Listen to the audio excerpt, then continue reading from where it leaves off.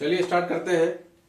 आज मैं आपको 7 टिप्स बताने जा रहा हूं जिसकी वजह से आप डायरेक्ट सेलिंग बिजनेस में बहुत ही शानदार एक्ट कर सकते हैं, बहुत ही शानदार अपने बिजनेस को ग्रो कर सकते हैं। क्योंकि इस बिजनेस में हम लोग आते ही इसी उद्देश्य से है कि हमारे पास बहुत सारा पैसा आए, जो भी हम इनकम कर रहे हैं उस इनकम से इतर एक सोर्स हमारे पास तैयार हो, मतलब एक एक्स्ट्रा इनकम का सोर्स हमारे पास तैयार हो।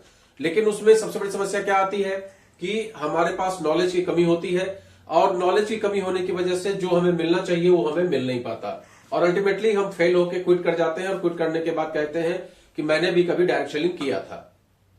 आज मैं आप लोगों को 7 टिप्स देने जा रहा हूं जिस टिप्स की वजह से आप लोग अपने बिजनेस को बहुत शानदार ग्रो कर सकते हैं। नंबर 1 टिप में अब क्या क्या हम नहीं करते हैं, टिप्स में इसको समझिएगा कि क्या क्या हम नहीं करते हैं। जो लोग मीटिंग नहीं करते हैं, नो मीटिंग, वो लोग इस बिजनेस में कमोबेश असफल हो जाते हैं। क्योंकि अगर आप मीटिंग नहीं करेंगे, मीटिंग में यह भी होता है कि आप अपनी टीम की मीटिंग करें या आपके अपलाइन के द्वारा जो मीटिंग ऑर्गेनाइज की जा रही है उसको अटेंड करें, दोनों ही अवस्था को आप मीटिंग ही कहते हैं। मैन टू मैन मीटिंग भी मीटिंग ही है, ग्रुप मीटिंग भी मीटिंग ही है, होम मीटिंग भी मीटिंग ही है, सेमिनार भी मीटिंग ही है, अपलाइन से मिलना भी मीटिंग ही है। तो ये सब अगर आप करते हैं तो आप निश्चित तौर पे ज्ञान के भंडार होंगे, ज्ञान का पुंज आपके अंदर होगा और आप धीमे धीमे सर्वाइव कर जाएंगे। लेकिन अगर आप मीटिंग नहीं करते हैं तो मेरा एक पहला कि नो मीटिंग, जो लोग मीटिंग नहीं करते हैं वो किसी भी कीमत पे इस सेक्टर में सफल नहीं हो सकते। दूसरा, नो प्रोस्पेक्टिंग, जो लोग प्रोस्पेक्टिंग नहीं करते हैं। प्रोस्पेक्टिंग का मतलब क्या होता है कि नए नए लोगों की तलाश। जैसे कि एक स्कूल होता है, उसको भी हर साल नए नए एडमिशन करने होते हैं। आप देखे होंगे हर स्कूल पे लिखा होता है एडमिशन स्टार्ट नाउ।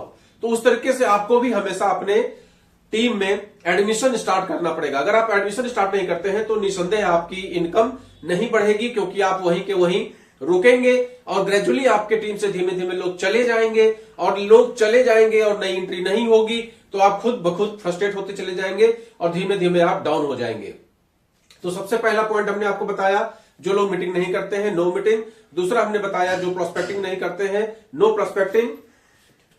तो ओके, हम लोग स्टार्ट करते हैं बहुत ही शानदार आप लोगों को यह बताने का कि कौन लोग इस सेक्टर में सफल होते हैं, कौन लोग इस सेक्टर में सफल नहीं होते हैं। हम लोग हर व्यक्ति जुड़ते तो बहुत उम्मीद से हैं, दिमाग तो बहुत लगाते हैं, सोचते भी बहुत है कि हमें पैसा कमाना चाहिए, लेकिन अल्टीमेटली हम सफल नहीं हो पाते हैं। उसके पीछे मैं आपको 7 कारण बताने जा रहा हूं कि आखिर हम लोग सफल क्यों नहीं हो पाते हैं।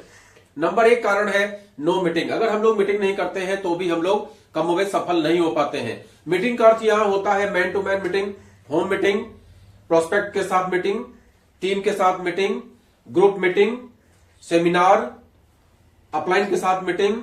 इस तरीके के जितने भी प्रोग्राम होते हैं वो सारा कुछ मीटिंग में आता है। और जो व्यक्ति इस काम को नहीं करता है, जो इस मीटिंग को नहीं करता है, वो इस सेक्टर में सीख नहीं पाता, सर्वाइव नहीं कर पाता है। तो नो मीटिंग पहला formula. Number 2 formula, no marketing. जो लोग मार्केटिंग नहीं करते हैं इस सेक्टर में, एक्चुअली आप एक ब्रांड एम्बेसडर बनते हैं। जब आप इस सेक्टर में जुड़ते हैं तो आप इसको बहुत छोटा काम समझते हैं, लेकिन एक्चुअली ये छोटा काम नहीं है, ये बहुत बड़ा काम है। यहां पर कंपनी आपको ब्रांड एम्बेसडर बनाती है। मैन्युफैक्चरिंग का काम उनके पास में है, लेकिन उसको एडवर्टाइज करके मार्केटिंग करने का काम आपके पास में है।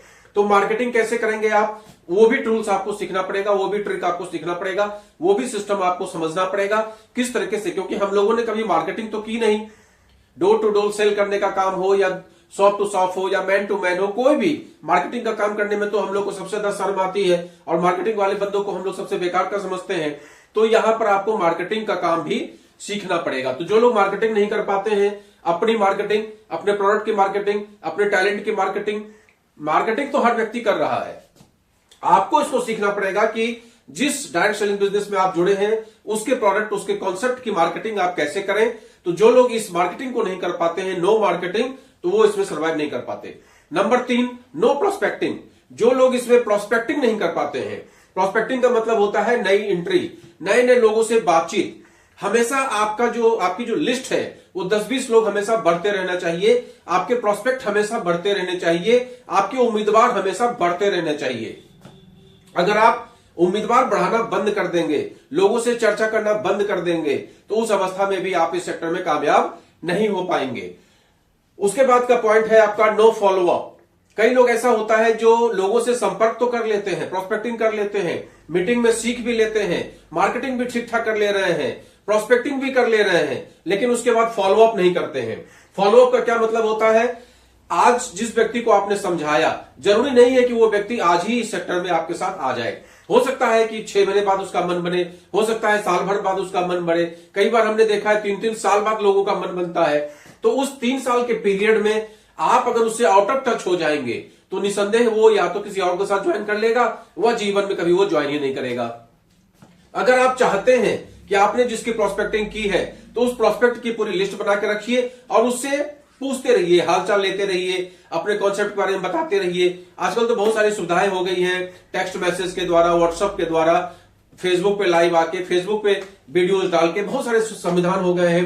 कॉल के माध्यम से महीने में होली दिवाली के बहाने किसी भी तरीके से कुल मिला के उसको आपको हमेशा बताते रहना है और अपने कॉन्सेप्ट के विषय में जानकारी देते रहना है, फॉलोअप करते रहना है। फॉलोअप सबसे इंपॉर्टेंट पार्ट है इस सेक्टर का।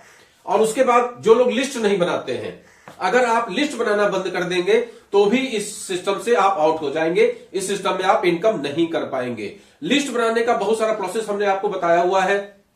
With in 5 kilometre, 5 to 25 kilometre, 25 to 100 kilometre, 100 kilometre to 500 kilometre, 500 kilometre के एवं, तो इस तरीके का हमने आपको लिस्ट का पूरी एक शेड्यूल और अन्य बहुत सारे ऐसे मोटिवेटर्स हैं जिन्होंने आपको लिस्ट के बारे में पूरी जानकारी दी है। तो उसको भी सीखने की जरूरत है, समझने की जरूरत है। उसके बाद नो लर्निंग।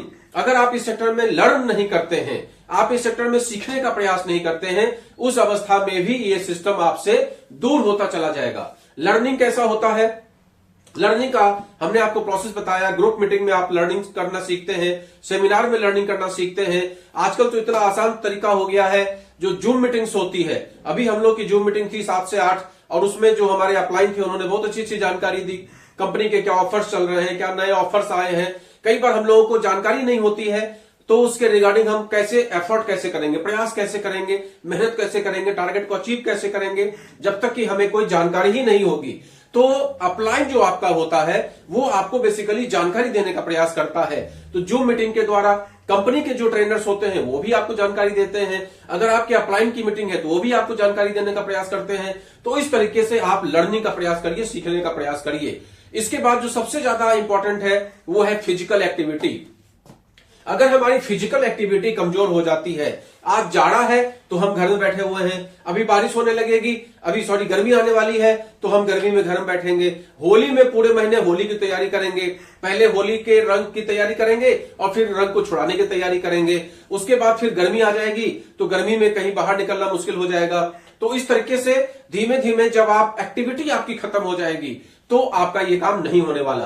आपको लगातार फिजिकल एक्टिविटी करना पड़ेगा, आपको लगातार फील्ड में रहना पड़ेगा, लोगों से चर्चा करना पड़ेगा। तो अगर आपको ये मेरा वीडियो अच्छा लगता है तो लोगों से जरूर इसको पहुंचाइए। इसके बाद हम नेक्स्ट टॉपिक स्टार्ट करते हैं।